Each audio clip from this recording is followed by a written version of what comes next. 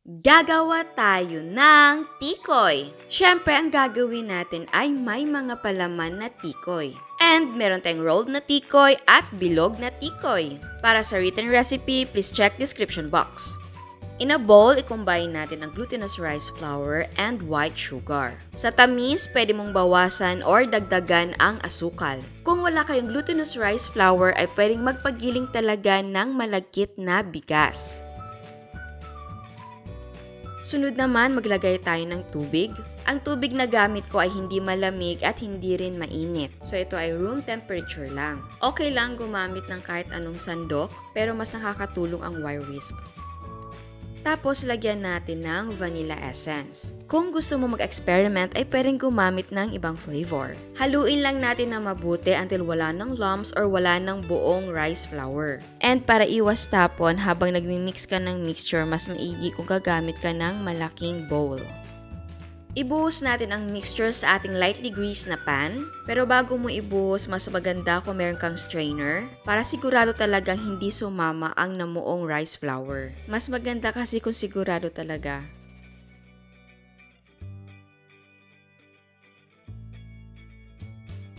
So ayan, eto na yung ating namuong rice flour. At syempre, para hindi sayang ito, i-break mo siya using the wire whisk.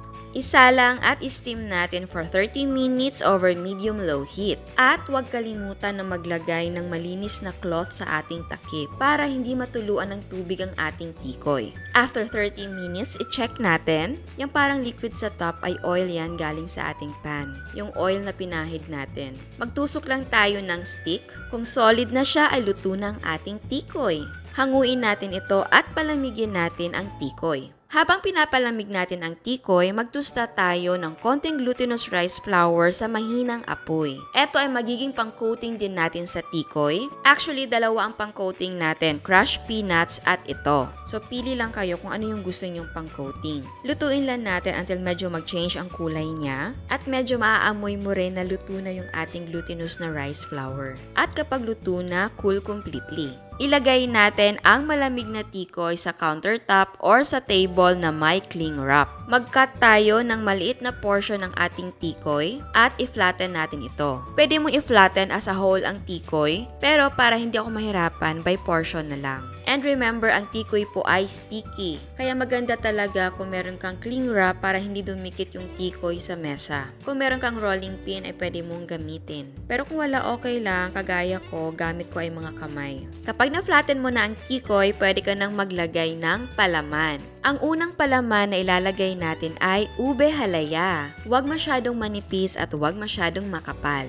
Siyempre, ang ube halaya ay hindi nawawala sa Filipino dessert. Again, pwedeng bumili ng ube halaya or pwedeng gumawa. Sa gustong gumawa, ilalagay ko ang link ng recipe sa comment box. But of course, kung ayaw ng ube halaya ay pwedeng gumamit ng ibang palaman. I-roll natin at dapat tight ang pagkaka-roll mo para wala siyang sewang. Nai-imagine mo ba para kang gumagawa ng sushi? Para magandang gumawa ng tikoy sushi. Diba? Combination of ube halaya and cheese or chocolate and peanuts. O, binigyan ko na kayo ng idea ha para lumevel up ang tikoy. Gaya ng sinasabi ko sa inyo noon, pwedeng gumawa ng twist para mas maging special ang pagkain. Next naman, i-cut natin ang excess na tikoy.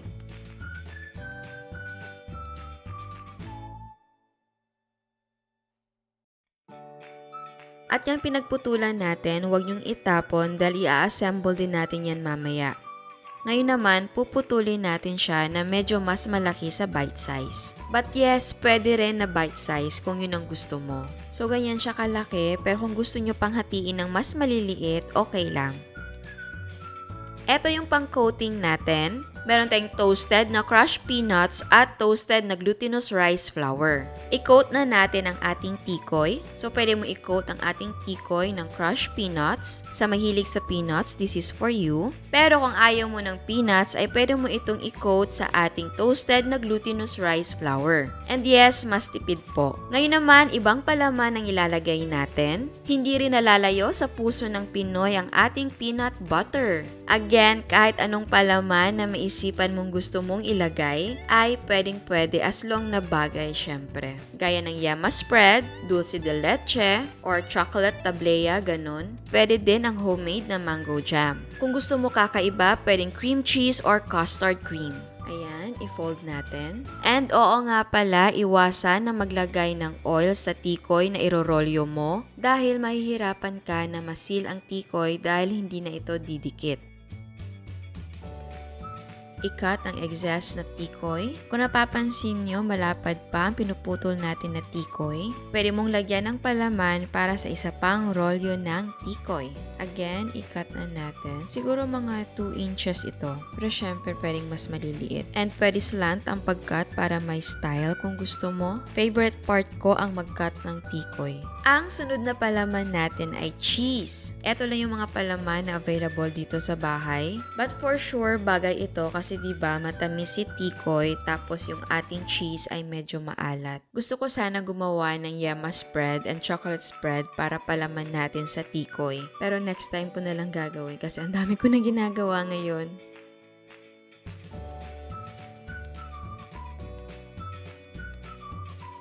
And again, my favorite part, ang pag-cut ng ating tikoy.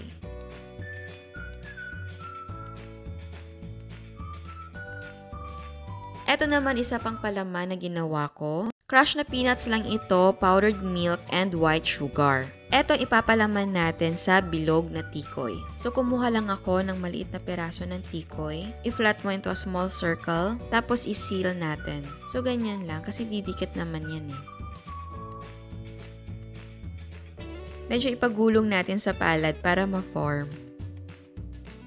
Tapos, i-coat natin ng toasted na glutinous rice flour. I-tap mo lang ang excess na rice flour. But yes, kung gusto mo na crushed peanuts din ang ilalagay, pwede naman. So ayan, eto na ang ating mga tikoy na may mga palaman. May tikoy na special at may tikoy na simple. Pero bago tayo mag-taste test, sa hindi pa nakasubscribe, please subscribe sa ating YouTube channel and please click the notification bell and please click all para ma-notify kayo sa lahat ng uploads. So ayan, titikman na natin. Tikman natin yung may ube.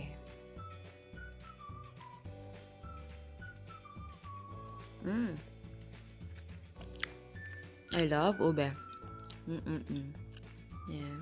Yung ating ube. Ang sarap niya. Bagay na bagay talaga. Tikoy ng ube. Yan. Parang ang ube. Kahit saan na dessert, bagay. Kahit anong kakanin. Kahit nga siguro topping lang ng ice cream, di ba? Sarap. Next naman, tignan natin kung bagay si cheese sa ating tikoy. Kasi syempre, matamis si tikoy. Tapos, medyo salty naman si cheese.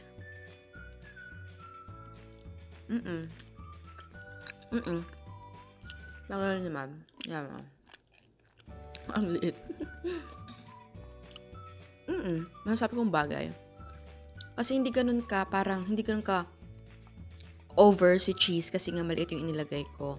Pero depende yan sa'yo ha, kung gusto mo na malaki yung cheese, okay lang. Oh my God. Ano ko nakakain? Next, yung ating peanut butter.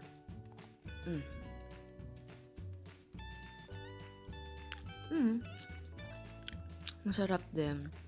Basta pili kayo ng masarap na peanut butter. Wag yung medyo mapait-pait. At yung talagang masarap, di ba may masarap na peanut butter talaga. Tapos sa ube din na halaya, pili talaga kayo ng ng masarap na pagkakagawa ng ube halaya. Kasi to tell you honestly, noon hindi ko talaga type yung ube. Pag sinabing ube ang flavor niya, hindi ako interested. Kasi nga, parang walang lasa masyado si ube sa akin. Pero nung ako na ang gumagawa ng ube halaya, talagang akong yabang. Nasarapan na ako kasi parang nagustuhan ko yung timpla. Kasi ganun yun, di ba? Kapag nagtitimpla ka ng pagkain, syempre, yung gusto mo ng lasa. So yun, So, gusto ko talaga yung ube halaya natin. So, kung meron kayong nabibilhan na ube halaya na gusto nyo naman, o di okay lang. At sarap din. Sarap. Naman, yung pinakasimpleng gawa natin. So, ito yung ating... Kasi may nakita ako sa grocery na ganito yung pagkakagawa nung tikoy nila. Na yung nasa loob ay peanuts. Ayan.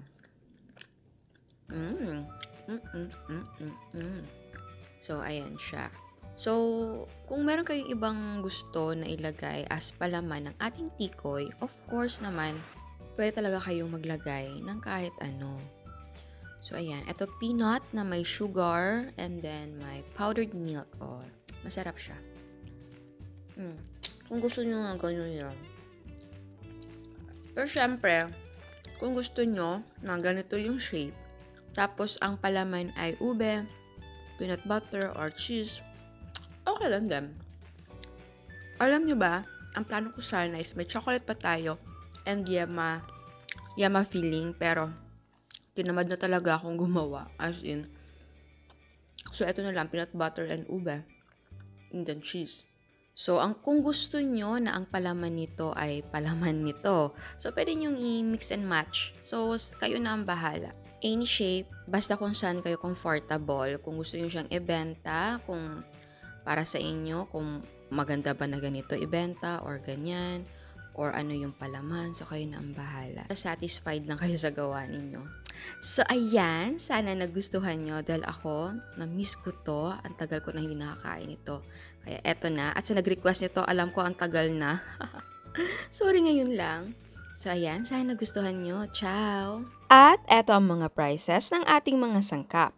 Ang nagawa natin ay 50 pieces. Ang total cost ay 183 pesos. Pwede mong ibenta ng 30 pesos ang 5 pieces. Again, ang selling price ay magdidepende kung magkano ang presyo ng sangkap sa inyo. At bago ako magpaalam, meron tayong another dose of inspiration. Eto ang mga cakes ni Miss Edz.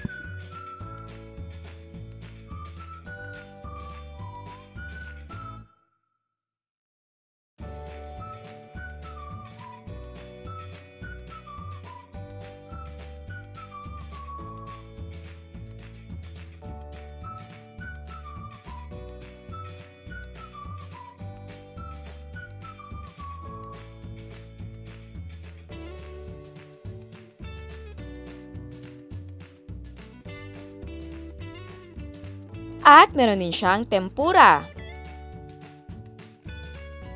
Eto naman ang dalgona coffee ni Miss Mary Grace.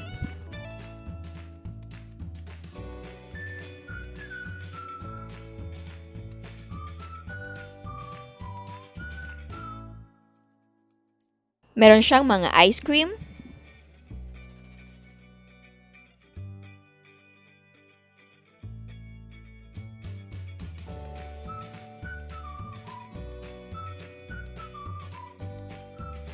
Crème de leche,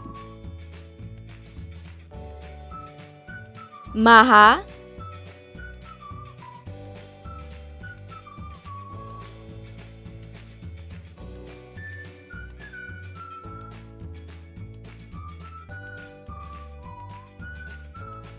at meron din siyang cakes and cupcakes.